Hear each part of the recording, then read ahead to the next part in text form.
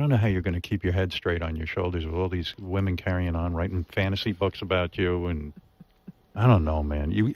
Everyone tells me you're a great guy. You're not an asshole. My crew is saying, "Gee, Harry Styles' band is so great. His tech crew, everyone." Thank you. But at some point you're going to break. You got to. You're getting too The much. dirt will come. What an uplifting sentiment to end on. Really. The impending doom. No, How are we going to keep your head straight, Harry? I mean, you can't run off to Japan every time you get a little cuckoo. You got to I know. You know what I mean? I think honestly, over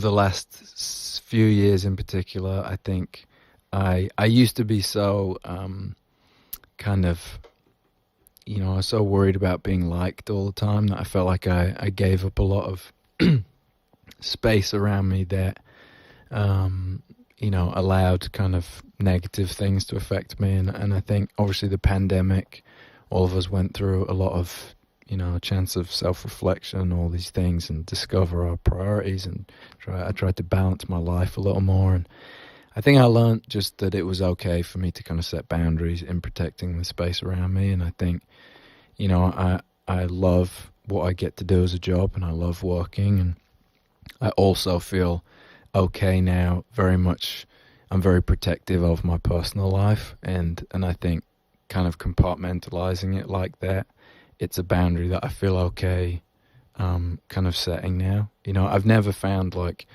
openly discussing my private life to ever positively affect it. So I just choose not to. And I think kind of I'm very lucky that the people around me allow me to do that. Very lucky that they allow me to feel comfortable being who I am. And in a lot of ways, I wouldn't have been able to make this album if, whether they played on it directly or not, without my friends. So in a lot of ways, it's kind of for them in a lot of ways, I guess. I think, I like to work and kind of give everything when I'm working. And then when I'm not working, I like to switch all that off and just kind of live my life and be that. I don't expect, I try not to kind of blur that line. So if anything, sometimes I get frustrated when other people try and blur it for me.